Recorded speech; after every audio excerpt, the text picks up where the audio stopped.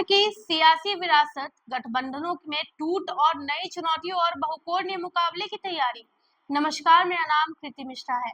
महाराष्ट्र की राजनीति में शिवसेना और भाजपा का लंबा गठबंधन राज्य की पहचान रहा है, लेकिन 2019 के विधानसभा चुनावों के बाद राजनीतिक समीकरण बुरी तरह से बिखर गया। शिवसेना, जिसने हमेशा कांग्रेस राष्ट्रवादी कांग्रेस पार्टी का विरोध किया था, अचानक कांग्रेस राकंपा के साथ सत्ता में आ गई, जिससे मतदाताओं को गहरा धक्का लगा। बाला साहब ठाकरे की विचारधारा से हटकर उनके बेटे उद्धव ठाकरे ने मुख्यमंत्री पद की कमान संभाल ली, परंतु उनकी पार्टी इस नए गठबंधन को बचा नहीं पाई और अंदरूनी बगावत का शिकार हो गई। उद्धव ठाकरे के नेतृत्व में शिवसेना को सत्ता का स्वाद तो मिला, लेकिन कोविड महामारी के 2 वर्षों ने राजनीति को ठंडा कर दिया। जैसे ही महामारी के बाद हालात सामान्य हुए, शिवसेना के भीतर दरारें गहराने लगी। 2/3 विधायकों ने बगावत का झंडा उठाया और उद्धव ठाकरे को मुख्यमंत्री पद छोड़ने पर मजबूर कर दिया। ये बगावत शिवसेना के लिए एक बड़ा झटका था, जिसने पार्टी की राजनीतिक स्थिति को हिलाकर रख दिया। उद्धव ठाकरे की तरह शरद पवार को भी पारिवारिक और पार्टी फूट का सामना करना पड़ा। महाविकास अघाड़ी प्रमुख शिल्पकार माने जाने वाले शरद पवार के भतीजे अजीत पवार ने भी राकंपा से बगावत कर दी।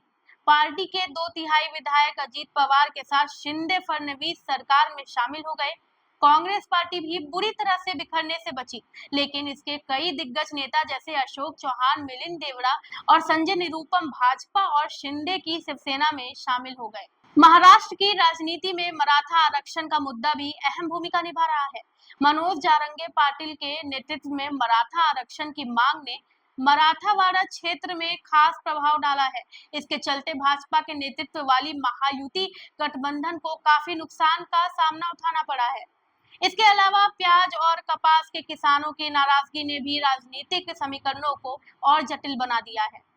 लोकसभा चुनाव में भाजपा को अपने ओबीसी वोट बैंक की उदासीनता का खामियाजा भुगतना पड़ा, लेकिन अब महायुति इस वोट बैंक को साधने के लिए नई योजनाओं जैसे लड़की बहन, लड़का भाई और लड़का किसान को आगे बढ़ा रही है। इन योजनाओं का असर ग्रामीण और शहरी क्षेत्रों में देखा जा रहा है, जिससे महायुति फिर से अपने पकड़ मजबूत करने की कोशिश कर रही है। मुख्यमंत्री एकनाथ शिंदे ने अपने सरकार के सिवा 2 साल के कामकाज की रिपोर्ट पेश करते हुए आत्मविश्वास जताया कि महायुति अपने कार्यों के दम पर आगामी विधानसभा चुनाव में उतरेगी। शिंदे का मानना है कि राज्य के मतदाता महाविकास अघाड़ी और महायुति के कार्यों की तुलना करेंगे और सही फैसला करेंगे। हरियाणा विधानसभा चुनाव के परिणामों ने भी महायुति का मनोबल बढ़ाया है, जिससे वो और मजबूत होकर चुनाव में उतरने की तैयारी कर रही है। महाराष्ट्र की सियासी विरासत पर इस बार 6 पार्टियों के गठबंधन आमने सामने है, जबकि छोटे दलों का तीसरा मोर्चा भी उभरने की तैयारी कर रहा है। 2024 के विधानसभा चुनाव में यह बहुकोणीय मुकाबला कौन सी दिशा लेगा, इसका अनुमान लगाना अब भी कठिन है।